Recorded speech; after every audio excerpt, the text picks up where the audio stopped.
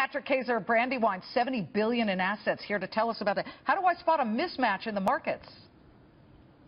Yeah, so the analogy I'd give for maybe the real world, if you will, is if you go into a Best Buy or a Bed Bath & Beyond and see an original Picasso for 20 bucks, grab it while you have the chance. So there's a couple of those out there right now. In financials, you've got a company like Citigroup trading below tangible book value while interest rates are rising, estimates are rising. That's probably a mismatch.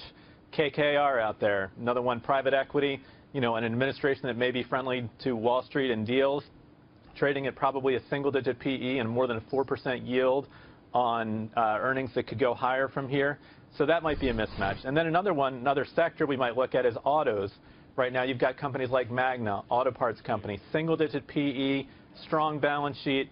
People are saying, well, sales are peaking, but you've got a mismatch there again between what we're seeing going on with sales around the world and growing demand in many places and a very cheap stock. So that's the kind of thing that you see out there. If you see something that's really cheap and it doesn't make sense, that's the kind of mismatch that a lot of investors can jump on and grab an opportunity. I thought I was the only one who rushed to that mismatch shelf in Bed Bath & Beyond and start grabbing things, but I agree, there's always some value there.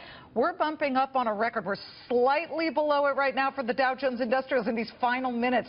Are you bullish overall, or are you really into stock picking now?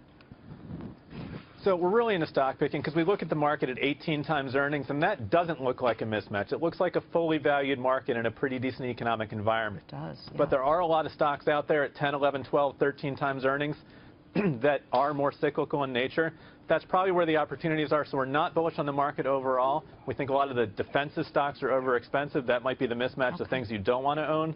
The mismatch, the things you might want to buy are those cheap cyclicals. Patrick, great to see you. And it doesn't look like it's meant to be on this final trading day of November. We're not at that Dow record. There's the closing bell.